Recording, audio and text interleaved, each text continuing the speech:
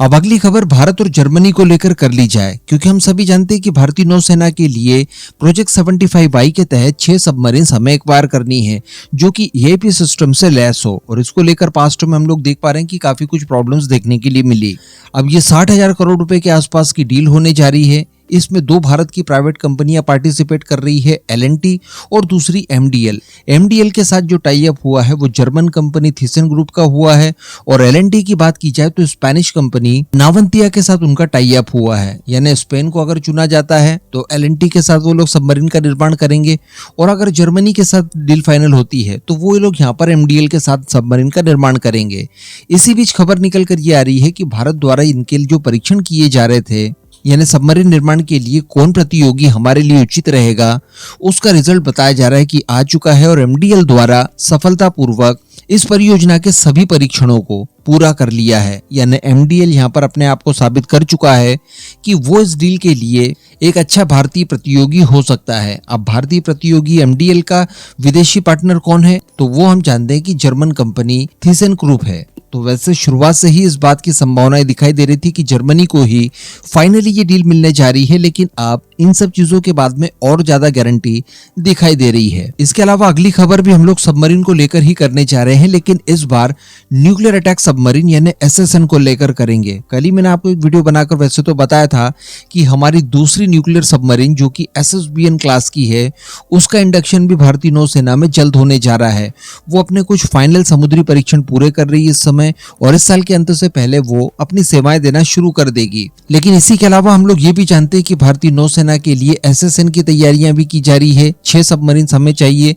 इसके लिए project 75 alpha चलाया गया था, और प्रोजेक्ट 75 अल्फा की बात की जाए तो यहाँ पर 95% स्वदेशी कंटेंट के साथ 6 न्यूक्लियर अटैक सबमरीन बनाई जानी है, जिसमें टेक्निकल सपोर्ट हम लोग किसी विदेशी पार्टनर से ले सकते हैं, जिसमें संभवतः फ्रांस या फिर हमारा पुराना दोस्त रशिया हो सकता है। इसको लेकर समय समय पर खबरें निकल कर आई। मैंने आपको बताया भी था कि भारत की कई सारी एजेंसीज, जिसमें बार्क भी शामिल है, इन सभी संस्थाओं के द्वारा इसके कई सारे सब सिस्टम्स वगैरह को बनाना शुरू कर दिया गया है, जिसमें कई सारे कंट्रोल सिस्टम्स थे, इसके अलग अलग एवियोनिक सेंसर्स वगैरह थे जो कि पहले तैयार कर लिए गए हैं। इसके डिजाइनिंग फेज के ऊपर भी काफी महत्वपूर्ण बढ़त हम लोगों ने हासिल कर ली है। केवल परियोजना को मंजूरी मिलने की देरी है। तो बताया जा रहा है कि इस साल के अंत से पहले इस परियोजना को भी मंजूरी मिल जाएगी, और 1 लाख करोड़ रुपए के आसपास इसके लिए फंड आवंटित किया जाना है। लेकिन इसी बीच एक ट्विस्ट भी निकल कर आया है। जैसा कि पहले हम लोग जानते थे कि 6 सबमरीन्स बनाई जाएगी, जिसमें 3-3 करके 2 चरणों में इसका काम पूरा किया जाएगा। लेकिन एक और प्रोजेक्ट था, प्रोजेक्ट 77, जो कि वर्ष 2015 में प्राइम मिनिस्टर मोदी के पहले बार पीएम बनने के तत्काल बाद ये परियोजना शुरू की गई थी, जिसमें ठीक इसी तरह की 6 सबमरीन बनाई जानी थी, 3-3 करके 2 फेजेस में। लेकिन उस समय भारत के पास इतना फंड वगैरह नहीं था, और इस परियोजना को टाल दिया गया था। इसमें तैयारी ये की गई थी कि वर्ष 2022 में इसका डिजाइन और इंजीनियरिंग फेज पूरा कर लिया जाएगा। इसके तहत 2 सबमरीन्स तैयार की जाएंगी, जिसमें 150 मेगावाट के बड़े रिएक्टर्स का इस्तेमाल किया जाएगा। जो कल हम लोगों ने परमाणु सबमरीन की बात की थी, उसमें 82 के आसपास समथिंग PWR वाला रिएक्टर लगा था, तो इसमें ऑलमोस्ट 2 गुना क्षमतावान न्यूक्लियर रिएक्टर की आवश्यकता होगी। साथ ही एंटी सबमरीन वॉरफेयर के लिए इसके अंदर वर्टिकल लॉन्चर्स वगैरह की भी सुविधाएं होंगी। तो अब बताया जा रहा है कि इस परियोजना को जल्द से जल्द मंजूरी मिल सकती है। यानी इस साल के अंत तक जो एसएसएन की परियोजना को मंजूरी मिलेगी, उसके तहत शुरुआत में 3 के बजाय अब 2 सबमरीन्स के निर्माण के लिए ही कार्य किया जाएगा। तो इसमें कोई दो मत नहीं है कि यहाँ पर नंबर्स कम होते हुए दिखाई दे रहे हैं, लेकिन अच्छी बात यह है कि हम लोग हमारी रिक्वायरमेंट को सीरियसली ले रहे हैं। तो कहने का मतलब जब 2 बन जाएगी, उसके बाद अगली 2 उसके अगले चरण में बनाई जाएगी, फिर एक और चरण तैयार किया जाएगा जिसमें 2 और सबमरीन्स का निर्माण किया जाएगा। इस तरह से हमारी जरूरत की 6 सबमरीन्स पूरी हो जाएगी। अब अगली खबर की बात की जाए तो ये निकल कर आ रही है एयरक्राफ्ट कैरियर को लेकर। जी हाँ, हम सभी जानते हैं कि भारतीय नौसेना को एक और एयरक्राफ्ट कैरियर चाहिए, और अच्छी बात यहाँ पर यह है कि अब हम लोग कम से कम समय में और कम से कम लागत के साथ एक इफेक्टिव एयरक्राफ्ट कैरियर तैयार कर सकते हैं। तो बताया जा रहा है कि काफी जल्द से जल्द भारतीय नौसेना को इसके लिए मंजूरी तो मिल सकती है, लेकिन यहाँ पर प्लानिंग में काफी ज्यादा चेंजेस देखने के लिए मिले हैं, और ये चेंजेस बहुत ही ज्यादा खतरनाक टाइप के हैं। यानी हम लोग हमारे नए एयरक्राफ्ट कैरियर्स के जो डिस्प्लेसमेंट वेट की क्षमताएं हैं, उसे बढ़ता हुआ देख सकते हैं। जी हाँ, देखिए, पहले तो विचार ये किया जा रहा था कि क्यों ना एक बड़ा एयरक्राफ्ट कैरियर तैयार किया जाए, 65,000 टन डिस्प्लेसमेंट क्षमता वाला, जिसे कि न्यूक्लियर पावर्ड बनाया जाए।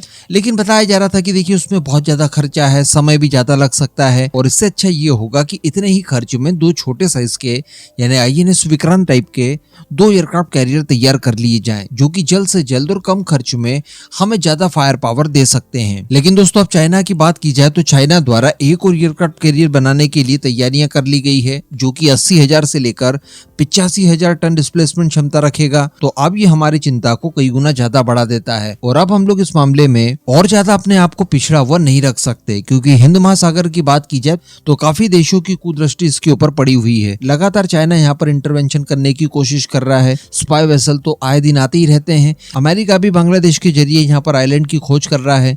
ऐसी परिस्थिति में हमें हमारी तैयारियों के ऊपर भी ध्यान देना होगा और मजबूती से काम करना होगा। ये जो SSN वगैरह की परियोजनाएं जल्द से जल्द पूरी की जा रही है, इसके पीछे भी मकसद हमारा वही है, और यहाँ का डोमिनेंस बनाए रखने के लिए हमें भी मजबूत तैयारियां करनी पड़ेगी। तो इस वजह से बताया जा रहा है कि अब आने वाले समय में भारत द्वारा जो तीसरा एयरक्राफ्ट कैरियर, जो कि स्वदेशी तौर पर दूसरा एयरक्राफ्ट कैरियर होगा IAC-2, वो संभवतः 75,000 टन डिस्प्लेसमेंट वेट क्षमता के साथ आ सकता है। जी हाँ, यानी जो 65,000 का हम लोग ड्रीम देखा करते थे, उसमें भी 10% क्षमता को इंक्रीज होते हुए हम लोग देख सकते हैं, जिसको लेकर निकट भविष्य में बहुत ही जल्द हम लोग किसी निर्णय को होते हुए देख सकते हैं। हालांकि ऐसा नहीं भी लिया जाता है तो 65,000 टन भी कोई छोटी मोटी बात नहीं है, क्योंकि स्टैटिक और फ्री के एयरक्राफ्ट कैरियर्स की बात की जाए तो मैं आपको समय समय पर बताता रहा हूँ, भारत ने कई सारे तैयार कर लिए हैं, तो वो हिंद महासागर की रक्षा करने के लिए अपने आप में ही सक्षम है। उसके बाद दो एयरक्राफ्ट कैरियर ऑलरेडी हमारे पास है, तीसरा अगर बन जाता है, वो कितने भी टन का हो, तो ये हमारे लिए बहुत बड़े एडवांटेज की बात होगी। इनके ऊपर सुसज्जित करने के लिए TED-BF तो लगातार तैयार किए ही जा रहे हैं, तो एक काफी स्वर्णिम दौर में पहुंचने जा रही है भारतीय नौसेना। अब इन सभी मुद्दों पर आपका क्या मानना, नीचे कमेंट करके जरूर बताइएगा।